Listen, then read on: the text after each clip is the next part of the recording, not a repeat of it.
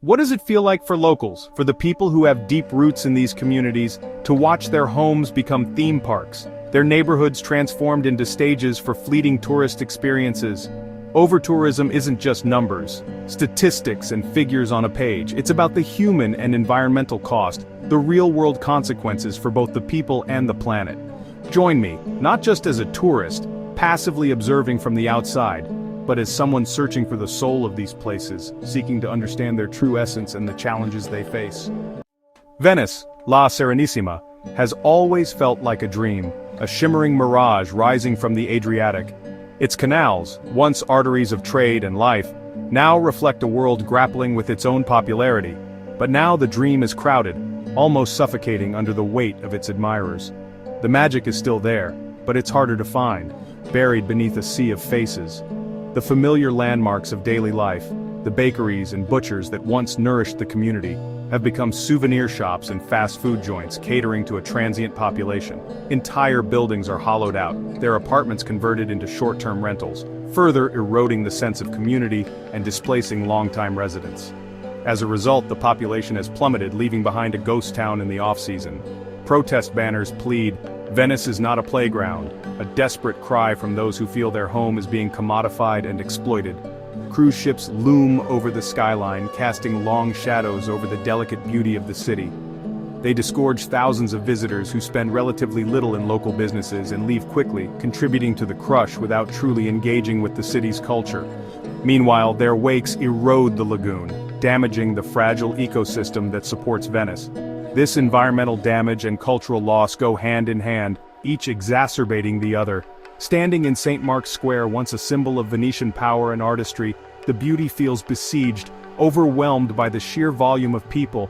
Venice is fighting rising waters, a constant battle against the encroaching sea. But it's also fighting a relentless tide of people, a flood of tourism that threatens to drown its very essence. Can it be saved from being loved to death, from becoming a victim of its own allure? Or will it ultimately become a beautiful but empty museum, a hollow shell of its former self, preserved for posterity but devoid of life? The city's soul hangs in the balance, teetering on the edge of an uncertain future. In Barcelona, the fight against overtourism is loud and visible, spray-painted on walls, shouted in the streets. The Barri Gotic's narrow lanes, once for neighbors, now overflow with tourists and noise. Locals like Jordi, a musician, are being priced out as homes become short-term rentals. "They come, party, and leave. We live with the consequences," he says. The city has tried to limit new hotels and crack down on illegal rentals, but the economic incentive is too strong. Even Gaudi's masterpieces feel like conveyor belts for crowds. The magic is diluted, the soul threatened. Barcelona is fighting to reclaim its identity as a home, not just a destination. The battle is for the city's very heart. Amsterdam's famed tolerance has become its vulnerability. The historic center is now dominated by party tourism, stag parties, rowdy crowds, and endless noise. Anya, a bookseller, says, "They treat our city like a playground, we're just the backdrop." The city is pushing back campaigns like Stay Away, bans on red light district tours, and limits on tourist shops. But cheap flights and a compact center keep the crowds coming. Infrastructure strains under the weight and locals feel pushed aside. Amsterdam is trying to rebrand itself, focusing on culture and history, but it's an uphill battle. The balance between openness and quality of life is delicate and perhaps impossible. The city's identity is at stake. Can Amsterdam remain both welcoming and livable? The answer is still uncertain. Dubrovnik, once the Pearl of the Adriatic, is now better known as King's Landing. Game of Thrones fame brought a flood of tourists, transforming the old town into a crowded set. Souvenir shops sell dragons, not local crafts. The city's real history is overshadowed by fiction. The walled city can't physically handle the crowds. At peak times, it's a human traffic jam. Local guides lament that visitors care more about TV scenes than the city's true past. Authorities now limit cruise ship passengers and monitor crowds with cameras. Dubrovnik is learning that pop culture fame can threaten the authenticity that made it special. The city must manage its own legend before it's lost. Paris, the city of romance, art, and dreams, a place where history whispers from every corner and beauty unfolds at every turn. It has captivated hearts and minds for centuries. But now, the City of Lights feels weary, almost buckling under the sheer weight of mass tourism. The influx of visitors, while economically beneficial, is beginning to take its toll. Visiting world-renowned icons like the Louvre, once a journey of artistic discovery, or ascending the Eiffel Tower, a symbol of Parisian grandeur, is increasingly more about documenting the visit for social media than truly experiencing the wonder and magic these places hold. The authentic connection is often lost in the quest for the perfect photo. The once authentic bohemian charm of Montmartre, with its artistic history, is now largely replaced by throngs of tour groups, each following a brightly colored umbrella. And the quaint local shops are giving way to ubiquitous souvenir shops, selling miniature Eiffel Towers and mass-produced trinkets. Locals like Clémence, a resident of the historic Latin Quarter, feel their daily life slowly eroding, their sense of belonging diminishing. As she puts it, "We're becoming inconveniences in our own city," a sentiment echoed by many longtime residents.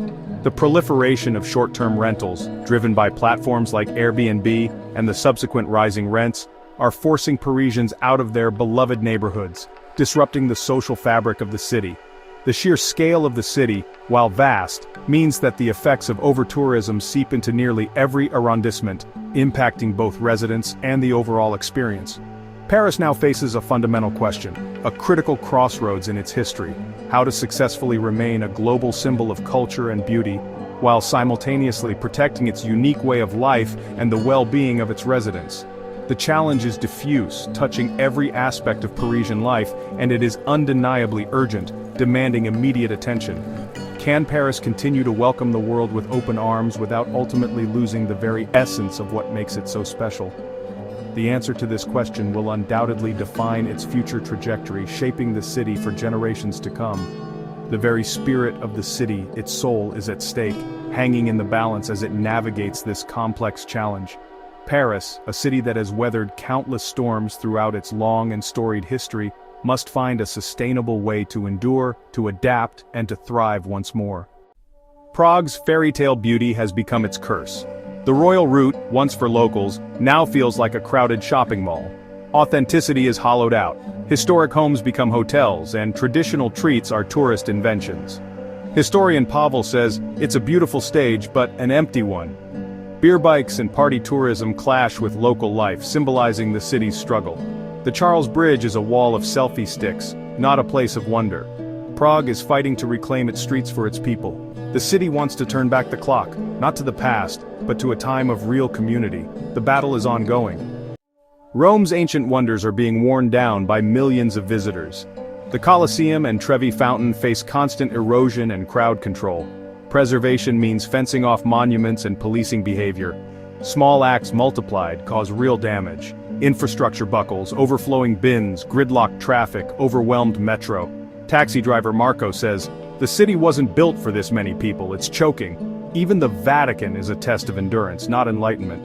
Rome's challenge is unique. Its legacy isn't behind glass, but in the streets themselves.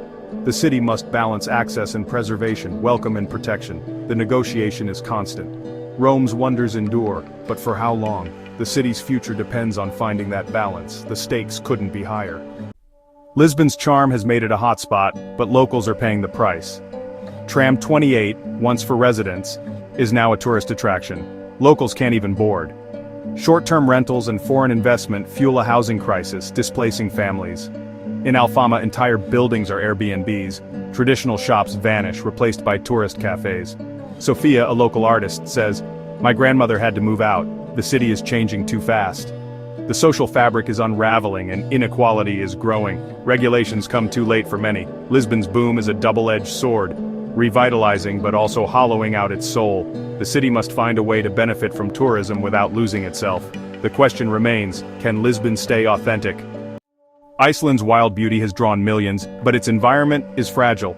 Reykjavik's center is now tourist-focused, but the real strain is on the wilderness. At the Golden Circle, crowds trample delicate moss that takes decades to recover. Park rangers struggle to protect nature from careless visitors. With a tiny population, Iceland hosts over 2 million tourists a year, straining resources and services. The country is a case study in the risks of becoming a macro destination. Iceland must balance a vital tourism economy with preserving its unique heritage. The stakes are as high as its volcanoes. Santorini's iconic beauty is now a lesson in overcrowding. Aya's sunsets draw chaotic crowds more focused on photos than the view. Cruise ships flood the island with thousands, overwhelming infrastructure and resources. Taverna owner Giannis says, "They come, spend little and leave. For a few hours the island is impossible. Water is scarce, waste is a challenge, and roads are clogged. Authorities have capped cruise visitors, admitting the island's limits. Santorini is a paradise pushed to its breaking point.